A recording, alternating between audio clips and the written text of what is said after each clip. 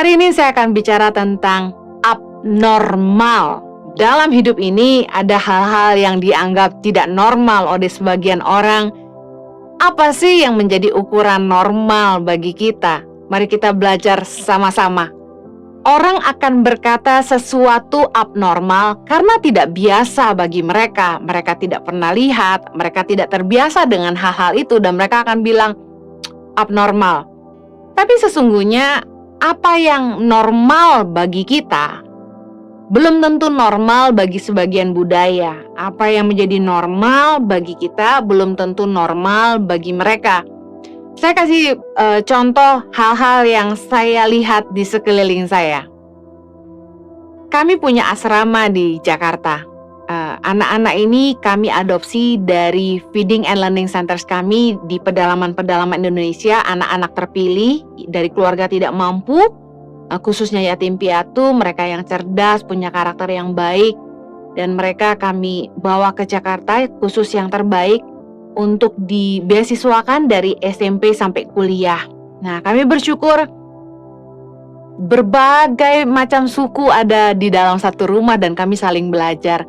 Satu kali ada kejadian yang membuat saya tertawa karena ini baru buat saya. Anak-anak dari Halmahera, mereka lapar dan malam-malam turun makan ke dapur. Mereka bikin teh manis, lalu mereka campur dengan nasi putih dan mereka makan. Saya terkejut karena menurut saya itu tidak normal. Masa teh manis yang harusnya jadi minuman itu dimakan jadi lauk dengan nasi? Saya tanya, emangnya enak? Dan mereka bilang enak. Mereka di kampung, katanya di desa mereka terbiasa makan seperti itu. Teh manis dicampur nasi. Bahkan anak saya yang dari Mentawai juga berkata, enak mah, di kampung juga kami makan seperti itu. Nah, hal-hal ini menurut kita yang gak pernah makan, gak normal, abnormal. Karena setahu kita, teh itu untuk diminum, bukan untuk jadi lauk yang dimakan dengan nasi. Ada lagi cerita lain. Di pedalaman Mentawai, masyarakat punya makanan yang cukup ekstrim, yaitu toek. Ulat kayu yang mereka makan mentah-mentah. Nah, toek ini sejenis ulat dari kayu yang direndam di sungai selama kurang lebih 3 bulan. Dan kayu yang dipakai namanya tumung, ya. Nah, kayu ini kayu khusus yang menghasilkan ulat. Nah, mereka setelah rendam 3 bulan, mereka buka, di dalam itu ada ulatnya dan mereka langsung makan mentah-mentah. Waktu saya ke sana dan saya ditawari untuk makan toek, saya langsung menolak, enggak, dibayar berapapun enggak mau, karena langsung makan mentah dan menurut mereka sangat enak tapi tidak bisa makan banyak. Buat kita yang enggak pernah makan ulat, apalagi mentah, itu menjijikan sekali. Aduh, saya sampai mau muntah lihatnya. Tapi mereka bilang enak sekali. Nah, apa yang normal bagi mereka, abnormal bagi kita, karena perbedaan budaya. Tentu ada beberapa daerah juga yang budayanya makan ulat sagu. Nah, itu masih bisa diterima karena dimasak ulat sagunya, digoreng, dibakar. Nah, ini toek, ulat kayu ini dimakan mentah-mentah. Luar biasa. Nah, waktu saya masih kuliah di Hillsong, Australia, saya sempat jualan martabak, diajarin saudara bikin martabak terang bulan ya, yang coklat keju gitu. Dan saya bawa martabak ke tempat kuliah untuk makan siang. Waktu teman-teman saya, orang-orang bule dari Inggris, dari Amerika, dari Australia, melihat saya makan martabak pakai coklat dicampur keju, mereka langsung bilang gini, "Ya, bagi mereka itu abnormal. Masa? How come you mix chocolate and cheese?" katanya. "Yak, Henny." Jadi mereka bilang, ih, aneh banget gitu loh. Gak lazim coklat dicampur keju gitu. Menurut mereka sangat menggelikan. Tapi menurut saya enak banget gitu. Nah, ada hal-hal yang normal bagi kita, belum tentu normal bagi orang lain. Nah, apa sih ukuran normal? Setiap orang itu punya nilai, standar, ukuran yang mereka anggap normal. Nah, Apa yang mereka bisa terima, apa yang mereka biasa dengan itu lazim bagi mereka dan mereka anggap baik, itu normal. Tapi kita harus punya nilai atau value yang standar normalnya bukan menurut ukuran dunia, tapi menurut ukuran kerajaan Allah. Ada hal-hal yang kita harus pastikan kita tidak berusaha menjadi normal menurut ukuran dunia supaya bisa diterima oleh dunia. Ada hal-hal yang kita nggak bisa kompromi ketika kita menjadikan kerajaan Allah sebagai standar nilai ukuran normal bagi kita. Mari saya bagikan lebih dalam. Apa sih yang menjadi ukuran normal bagi dunia? Saya akan bagi 3 hal. Apa yang normal bagi dunia? Yang pertama adalah apa yang menjadi budaya. Orang itu bertumbuh dengan cara pemikiran yang berbeda, dengan nilai yang berbeda karena mereka dibesarkan dengan cara itu. Nah, kita banyak lihat budaya di setiap daerah itu berbeda. Contoh, budaya Barat punya budaya untuk membesarkan anak-anak mereka sampai umur 18 tahun, lalu anak itu dianggap cukup dewasa untuk meninggalkan rumah. Nah, di Indonesia itu tidak terbiasa. Ada lagi, guru di pedalaman, banyak cerita ya dari guru pedalaman kami. Guru pedalaman di salah satu wilayah cerita kepada kami bahwa malam-malam, ini guru pria, malam-malam itu ada yang ketuk pintu kamar mereka, wanita dari suku pedalaman yang mengajak mereka maaf untuk tidur bersama. Kalau diladeni, ya, kan mungkin untuk sebagian pria, wah ini berkat didatangi wanita malam-malam. Nah, untungnya bersyukur guru-guru di Tangan Pengharapan kami didik harus hidup dalam kekudusan. Nah, ketika wanita ini datang, ditanya mau apa, mau ngajak tidur bersama, mereka menolak. Karena kalau sampai diladeni, pria itu wajib menikahi anak daerah ini dan tentu saja jadi nggak bisa pulang kan. Nah, kalau sampai nggak mau menikahi, katanya mereka harus bayar denda. Nah, cerita yang sama di beberapa daerah. Nah, kemudian ada lagi hal yang menurut saya sangat-sangat abnormal, yaitu anak usia 12 tahun yang disunat di salah satu daerah di pedalaman ini, maaf, kemaluannya harus didinginkan setelah disunat. Gimana cara didinginkan? Yaitu dengan berhubungan, seks dengan janda-janda di kampungnya. Sudah disiapkan 4-5 janda untuk mendinginkan anak yang baru disunat. Bayangin, umur 12 tahun udah diajarin berhubungan badan. Mendinginkan kemaluannya dengan cara berhubungan seks dengan janda-janda. Menurut kita abnormal, tapi menurut mereka normal karena budaya.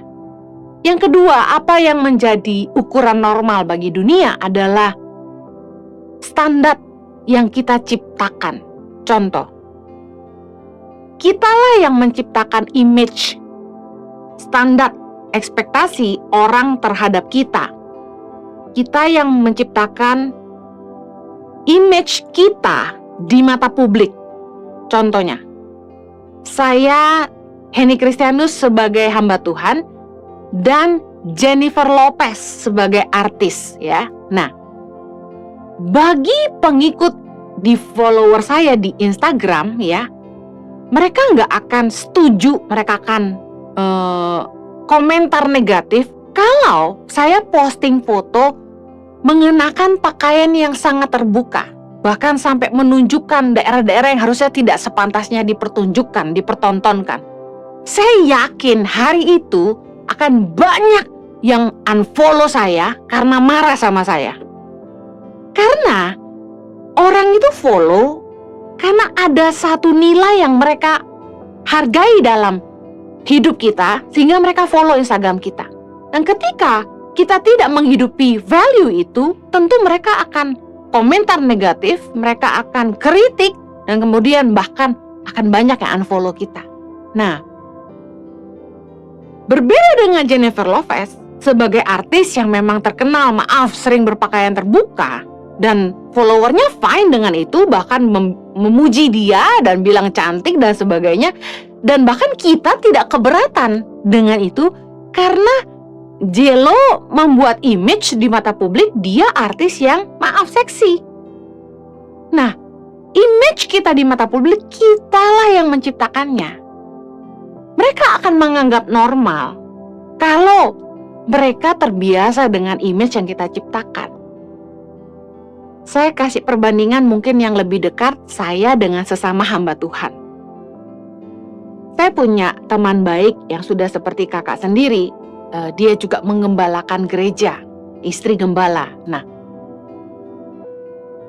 menurut saya, teman saya ini adalah istri gembala yang paling cool, paling keren ya, yang saya pernah kenal. Dia sangat jadi diri sendiri, dia nggak jaim.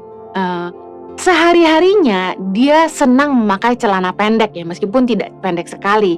Tapi dia sempat posting di Instagramnya, dia pakai celana pendek robek-robek. Dan dia sering pakai jeans robek-robek. Pokoknya orangnya keren, santai gitu ya. Nah, sekalipun dia seorang ibu gembala, jemaat maupun follower di IG-nya tidak pernah protes dia pakai celana pendek. Tidak pernah protes dia pakai celana robek-robek.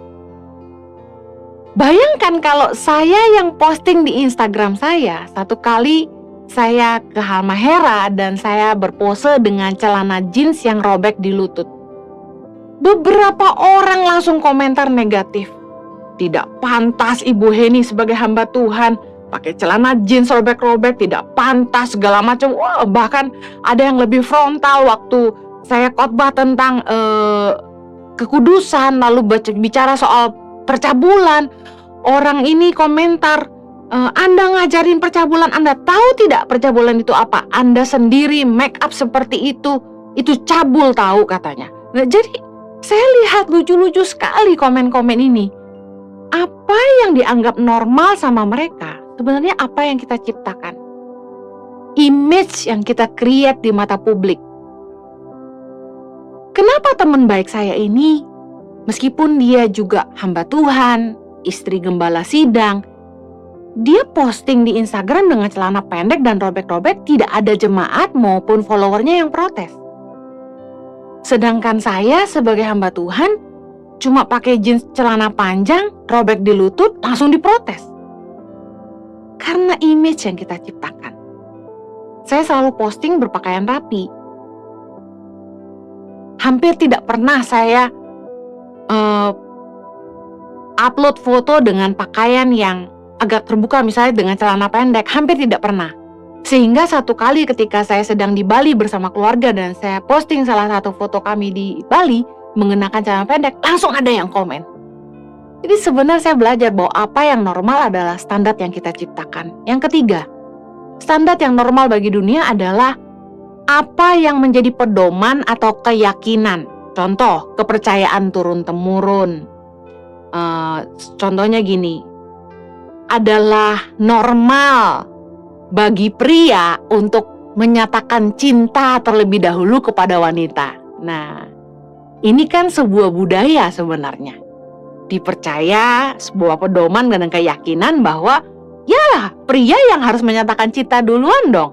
Makanya ada beberapa anak-anak wanita yang bertanya kepada kami, bolehkah anak perempuan menyatakan cinta duluan gitu kan. Nah, kemudian dalam adat Tionghoa, biasanya sebelum menikah itu ada acara lamaran ya, diminta gitu ke keluarganya. Nah, menurut budaya keturunan Tionghoa itu sang pengantin laki-laki dan keluarganya harus mengganti uang susu kepada ibu mempelai wanita. Ya, dianggap udah membesarkan dan sudah memberi makan gitu ya, itu harus dibayar kembali, ganti uang susu bahasanya. Nah, itu yang dianggap keyakinan. Nah, ketika mereka menikah dengan orang yang beda budaya, tentu ini akan jadi konflik karena melawan dengan keyakinan mereka. Nah, waktu kami ke Israel, saya menemukan anak-anak remaja Yahudi di Israel itu pulang sekolah Mereka masih mengenakan seragam. Mereka berbaris di tembok ratapan dengan membawa potongan kertas yang isinya kitab Taurat. Nah, sambil membaca ayat-ayat di kitab Taurat itu, mereka memegang tembok ratapan sambil berdoa dan menggerak-gerakkan badan mereka. Nah, saya diajarkan oleh salah satu kenalan bahwa kenapa mereka manggut-manggut di tembok ratapan itu, mereka bergoyang-goyang karena setiap kali ada kata Allah, mereka memberi penghormatan. Nah, bagi kita yang jujur saja melihat anak remaja semilitan itu berdoa gitu ya, menjadi sesuatu yang pemandangan yang tidak biasa. Karena biasanya anak muda itu sulit diajak ibadah, apalagi baca Alkitab. Nah, ini anak-anak ini membacakan Taurat pulang sekolah. Luar biasa.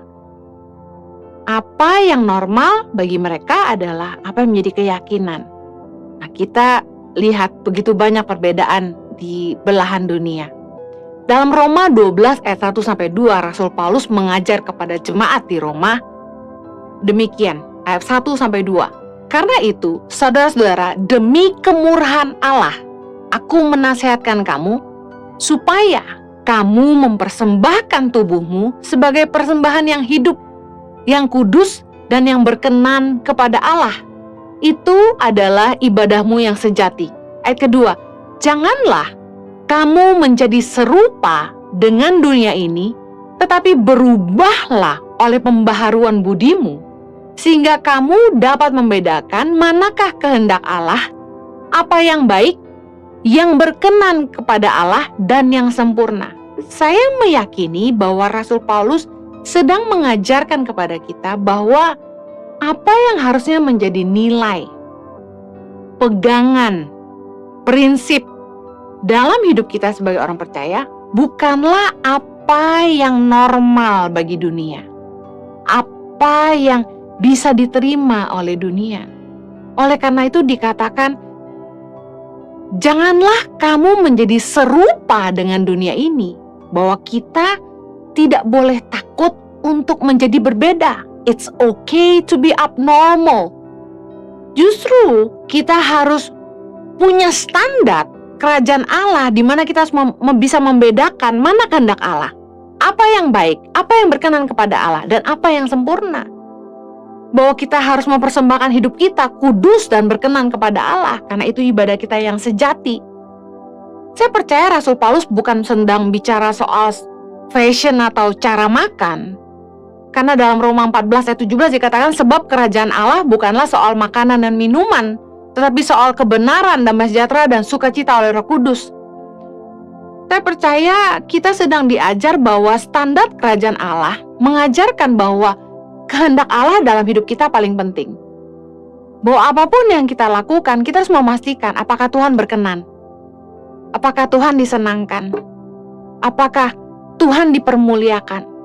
Memastikan bahwa yang kita lakukan adalah kehendak Allah bagi kita. Standar kerajaan Allah yang harusnya menjadi nilai tentang ukuran normal dalam hidup kita. Kita diajarkan oleh firman Tuhan bahwa kasih dan firman Tuhan yang harus menjadi ukuran, menjadi nilai, menjadi standar dalam hidup kita. Di zaman ini, kekudusan itu dianggap kampungan. Sedangkan Rasul Paulus mengatakan tadi bahwa kita harus mempersembahkan hidup kita yang kudus dan berkenan kepada Allah. Tapi menurut ukuran dunia, bagi sebagian orang, bahkan banyak orang, kekudusan itu kampungan. Saya bersyukur saya lahir di Indonesia. Di Indonesia dianggap tabu bagi pasangan yang belum menikah dan sah sebagai suami istri untuk tinggal serumah. Ada istilahnya kumpul kebo. Di Indonesia itu tabu. Bahkan masyarakat akan mencibir kalau sampai ada orang yang kumpul kebo. Tapi di negara barat, hal itu sangat normal. Bagi mereka, gak nikah, hidup bersama aja. Itu biasa. Bagi kita di Indonesia, itu gak biasa. Makanya sekali lagi saya bersyukur jadi warga negara Indonesia. Nah, Di Indonesia, nilai sebuah keperawanan sangat penting. Makanya banyak anak-anak muda yang khawatir dan bertanya kepada saya, kalau dia udah gak perawan, apakah masih ada yang mau? Saya terkejut, ada beberapa teman dari Jepang yang cerita ke saya, justru kalau ada anak perempuan yang masih perawan, saat mereka beranjak dewasa, itu dianggap gak normal. What? You're still virgin? Gitu, diketawain. Sedangkan di Indonesia itu merupakan sesuatu yang berharga, bernilai. Seorang wanita menjadi lebih bernilai ketika dia masih perawan. Nah, di negara barat, anak-anak remaja itu malah melepaskan keperawanan mereka, bahkan keperjakaan mereka itu di acara prom night. Seperti lulusan year 12 gitu ya, lulus SMA kelas 3, mereka ngadain pesta dansa. Nah, mereka melepaskan keperawanan dan keperjakaan mereka di malam itu, prom night namanya. Sesuatu yang gak biasa, gak normal bagi orang Indonesia. Karena orang Indonesia, kultur timur, saya bersyukur, dekat dengan prinsip kerajaan sorga. Bahwa kita memastikan hidup kita kudus gitu ya, sebelum masuk ke pernikahan. Hal-hal yang seperti ini, di zaman ini, menjadi sesuatu yang normal.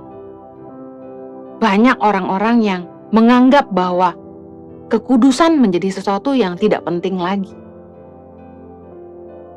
Mereka menurunkan standar budaya Indonesia menjadi kultur barat yang menganggap normal ketika orang bisa tinggal serumah tanpa perlu menikah, bisa punya anak meskipun bukan pasangan yang sah.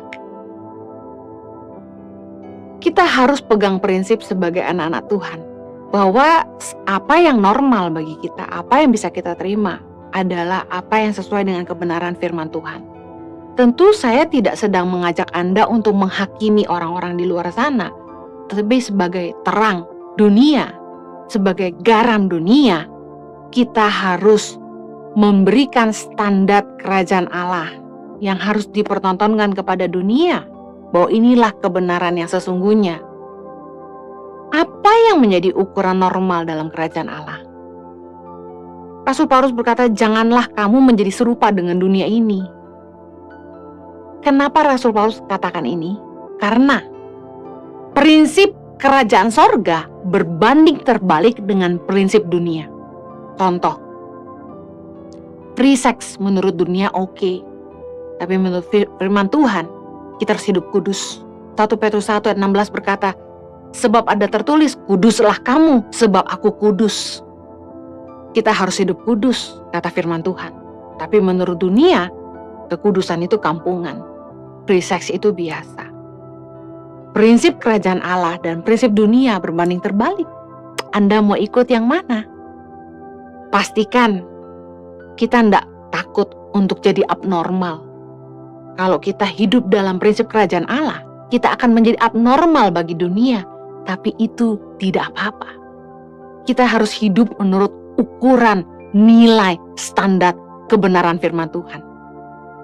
Roma 6 ayat 6 berkata, karena kita tahu bahwa manusia lama kita telah turut disalibkan, supaya tubuh dosa kita hilang kuasanya, agar jangan kita menghambakan diri lagi kepada dosa. Ketika dunia berkata, ikuti nafsu, senangkan dirimu, yang penting bahagia, yang penting enjoy life. Tapi firman Tuhan mengajarkan kita harus punya penguasaan diri. Jangan sampai lagi kita menghambakan diri kepada dosa. Kalau sudah nikah, ya jangan selingkuh lagi. Jangan lirik kanan kiri, jangan tebar pesona lagi. Prinsip kerajaan Allah dan dunia selalu bertolak belakang. Dunia berkata, I did it my way.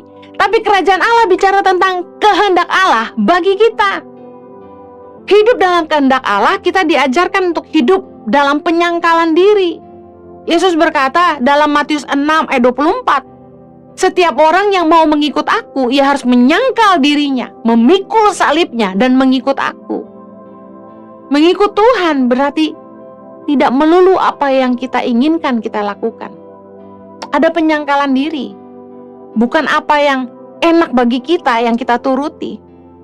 Lalu ada ketaatan dan pengorbanan di mana kita harus pikul salib kita, apa yang jadi tanggung jawab kita bagi Tuhan. Panggilan contohnya merupakan salib yang harus kita pikul. Kita harus siap dianiaya karena kebenaran. Kita harus siap dianiaya karena kerajaan sorga. Kita harus mau mengorbankan diri kita sendiri. Dalam prinsip kerajaan Allah, kita diajar untuk tidak mementingkan diri sendiri, tapi kita harus memikirkan kepentingan orang lain juga. Filipi 2:4 berkata, dan janganlah tiap-tiap orang hanya memperhatikan kepentingannya sendiri, tetapi kepentingan orang lain juga.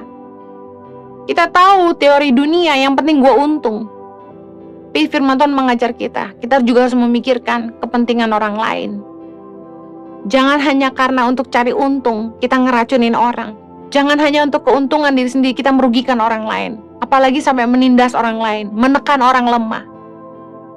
Prinsip kerajaan Allah berbeda dengan prinsip dunia. Anda mau ikut yang mana? Aneh sekali ketika kita bilang kita warga kerajaan Allah, tapi kemudian kita bertingkah seperti dunia, tetap nipu orang, tetap nindas orang, tetap mencuri, tetap korupsi, menindas orang lemah, tidak peduli orang lain, yang penting cari keuntungan sendiri. Kita harus siap untuk menerima perbedaan, bahwa kita mungkin abnormal bagi dunia, tapi kita berkenan bagi Allah. Hukum dunia dengan hukum kerajaan Allah bertolak belakang. Matius 5 ayat 38. Yesus mengajar begini, kamu telah mendengar firman, mata ganti mata dan gigi ganti gigi. Tetapi aku berkata kepadamu, janganlah kamu melawan orang yang berbuat jahat kepadamu. Melainkan siapapun yang menampar pipi kananmu, berilah juga pipi kirimu. Prinsip dunia bilang, mata ganti mata, gigi ganti gigi. Kalau lu baik sama gue baik sama lu. Kalau lu jahat sama gue lebih jahat lagi sama lu. Tapi firman Tuhan mengajar kita, Yesus mengajar kita prinsip kasih, bertolak belakang dengan dunia. Orang berbuat jahat sama kita, katanya kita malah harus jangan melawan. Dia tampar pipi kanan, katanya kita harus kasih pipi kiri. Sulit, abnormal. Tapi ini standar kerajaan Allah. Matius 5 ayat 43. Kamu telah mendengar firman, kasihilah sesamamu manusia dan bencilah musuhmu. Ayat 44. Tetapi aku berkata kepadamu, kasihilah musuhmu dan berdoalah bagi mereka yang menganiaya kamu. Karena dengan demikianlah kamu menjadi anak-anak Bapamu yang di sorga, yang menerbitkan matahari bagi orang yang jahat dan orang yang baik, dan menurunkan hujan bagi orang yang benar dan orang yang tidak benar. Saya akhiri dengan ini. 1 Yohanes 2 ayat 17. Dan dunia ini sedang lenyap dengan keinginannya, tetapi orang yang melakukan kehendak Allah tetap hidup selama-lamanya. Kita mengerti maksudnya, kita sekalipun kita menyelesaikan hidup kita di bumi, kita akan hidup kekal bersama Bapa di sorga. Hiduplah dengan standar kerajaan Allah. Jangan berusaha menjadi normal menurut ukuran dunia supaya engkau diterima. It's okay to be abnormal. Tidak apa-apa untuk menjadi berbeda. Kita harus hidup menurut standar kerajaan Allah, bukan apa kata dunia. Saya berdoa, kita tidak lagi mendiskon kebenaran hanya untuk mendapat penerimaan. Mari jangan kompromi dengan hukum-hukum dunia. Mari hiduplah menurut ukuran standar kerajaan Allah. Saya berdoa hidup Anda jadi kesaksian, jadi terang, jadi bukti kebenaran kasih Allah nyata dalam hidup kita semua. Mari kita berdoa. Bapa di sorga, mampukan kami untuk hidup dengan budaya kerajaan Allah. Tolong kami supaya kami bisa jadi saksi. Kami tidak jadi sama dengan dunia. Kami tidak takut untuk menjadi abnormal. Kami berdoa agar kiranya Engkau disenangkan dalam hidup kami. Biarlah kehendak-Mu yang jadi dalam hidup setiap kami. Tolong anak-anak-Mu Tuhan, dimanapun mereka berada. Mereka berani tampil beda untuk kerajaan Allah. Demi nama Yesus kami berdoa. Amen. Have a blessed day. God bless you.